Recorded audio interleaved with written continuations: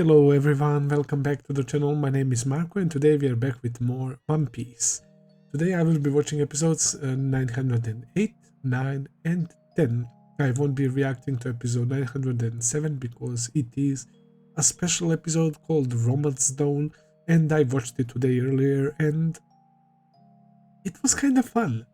So it's basically a story that Oda planned it was like a draft, right, for his manga, for his work, but he didn't go with it, and then he changed it to the One Piece that we know today. But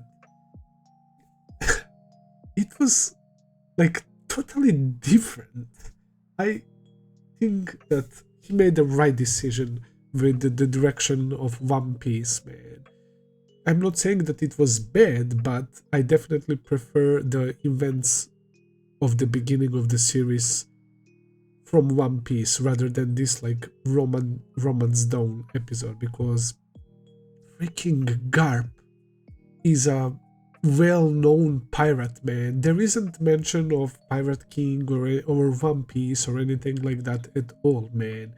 Luffy wants to become pirate to be like his grandpa, and it was so hilarious seeing Garp talking about how it's awesome to be a pirate, man, and that once you take to the seas you will find the treasure, and the true treasure is not like the diamonds, the jewels, the gold, right? It's basically like the whole journey, the whole adventure, and the people you meet on your journey, right? And there are two types of pirates. There are like how did they say it, peace main pirates. Luffy wants to become a peace main pirate, and the other bad pirates, right, that are raiding and pillaging. So basically he goes out on the sea in the boat just like in the original series, man, and the bird crashes onto his boat, and turns out that that bird was a friend of a girl called Anne, right? And they were chasing after that girl and the bird because bird apparently has some magical powers, and Anne definitely is supposed to be like the Nami of that alternate universe, right? And she's on this pirate ship captured by a guy who is also like a clown, like a jester, reminding me of Buggy, but it's actually a dude called Spiel, and he's on a stick broom and he has magical powers, man. And yeah, pretty much Luffy defeats him, saves the bird, helps out Anne, right? And they have this conversation about the treasures, and Luffy treasures his head, and Garp is the one who gave him the head rather than Shanks in this episode. And Anne's treasure is, of course, the bird, man, that she has a very close relationship with, man. She told Luffy that she has that bird and she remembers, man, so basically her whole life. So yeah, it was quite interesting to see, man, but yeah, I definitely prefer the way they did it in One Piece, with Shanks inspiring Luffy and with Garp being like in the opposite fraction and all of that. So yeah, it was fun to see. It was fun to see, but yeah. So yeah, when it comes to One Piece and Wano Country, we handled the situation with headliners pretty smoothly. Hey, smoothly in regards to us not sustaining any damage or like having prolonged battle that would cost us, but there will be some consequences, potentially major ones, because Holden believed that Luffy and the others are working for some Shuten Maru, and Okiku knows who that is. But now that he has been defeated and Hawkins is there, they already notified Jack, who will tell Kaido all about this, and they will try to get on our ass, man. It seems like it's very hard to reach Wano, right, as a country, and we know that it's isolated. And they did not expect some big shots to be there just like that. So I feel like Kaido will mobilize his army and they will go crazy once they find out. So I feel like a lot of trouble is coming our way. I love that we saw my boy Love back in action. He was fighting Hawkins. That was pretty fun. And yeah, it was satisfying to see Luffy cracking Hold'em with Red Hawk. Yeah, there were a couple of those situations in One Piece when we shouldn't really fight, but you just can't resist because of how fucking annoying and how fucking evil these characters are. Just like Saint Charles, right? That punch. And this reminded me of that because Luffy found out what Tama went through, right? And it made him super angry and he just couldn't hold back and he punched the shit out of Hold'em in that awesome scene. So yeah, we will have to deal with consequences now. It's going to be rough. And where the fuck are Sanji, Nami, Brook, and Chopper, man? We didn't see. Where are they? Like, we are following basically Luffy and Zoro and Tama for a long time, and the other Straw Hats as well. We saw them at the beginning, all of them playing their roles and all of that. But what are they up to now? Also, I'm sorry for my nose and my voice. I'm sick, man. So I apologize about that. Let's jump to the next episode.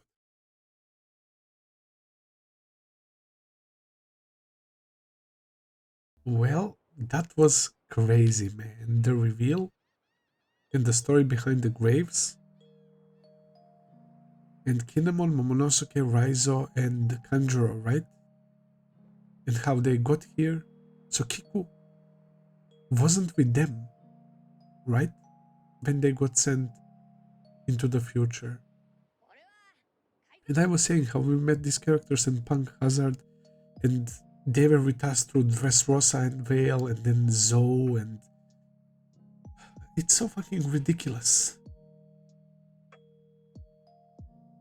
So Oden was not like your typical like good guy. I mean, he was definitely a phenomenal guy, but he was too bored and he was saying it's so restrictive. So I think that he was like saying that being a ruler and all of that, you have to do this and that, and you have to respect the rules, and you don't have that freedom, right? And the fact that he was respected by Whitebeard and Roger as well makes so much sense, man, for a guy of his personality, right? So he basically rebuilt this lawless area that was full of criminals and like these evil samurais that were fighting each other. There was bloodshed every day and criminal and all of that. He started kicking their asses. He took down the main guy, right? And he basically rebuilt the Kuri, right? And it became like the heaven on earth with those farms and food and water. And it became like the place of laughter. Everyone was having such a great time and they were living peaceful lives and they were happy, right? And then one day, Orochi and Kaido decided to ruin everything and they killed Oden, right? They burned down his castle. They wanted Momonosuke as well because naturally, like, he's the next heir, right? So they wanted to get rid of him. And we find out this crazy scenario that happens. Toki, Oden's wife, Momonosuke's mother, has a time devil fruit that allows her to travel through time. And she's from way before in the past. They didn't specify from what period she came to, I guess, this time period when she met Oden and all of that, right? But she decided that that shall be like her final destination for some reason, and she loved Oden naturally. She had kids with him, right? And she used her power, but she stayed there and she probably died, right? But one thing that's kind of bugging me is why would she leave her daughter with her as well, man? Maybe they're not dead. Maybe they got captured. And maybe they're like in prison for 20 years, right? Maybe we will get to see them and rescue them. Who knows? Other than that, I don't know, man. Like, why would she do that? Still not clear to me, but yeah, it's a fucking wild twist that I would never guess, man. Time traveling is something that I was not expecting in One Piece at all, man. But here we are. Oda surprises us yet again, and I love it, man. We finally got the context.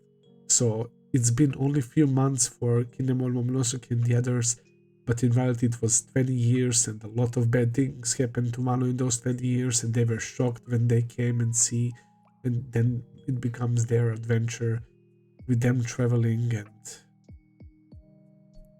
encountering Luffy and the others, man. If Luffy and the others didn't arrive to Punk Hazard, they would probably be stuck there, man. Imagine how sad that would be after they got sent to the future. That's crazy. It was like a fated meeting, and they still have allies in Land of Wano as well, naturally, and we saw that old fellow who was listening to the history lesson that the kids are receiving, right? He wasn't happy about that as well. That the teacher was saying how these bad Kozuki people wanted to open the Land of Wano to other countries. That's bad. You shouldn't do that, right? So that is actually something that would allow Wano to flourish, I believe, right?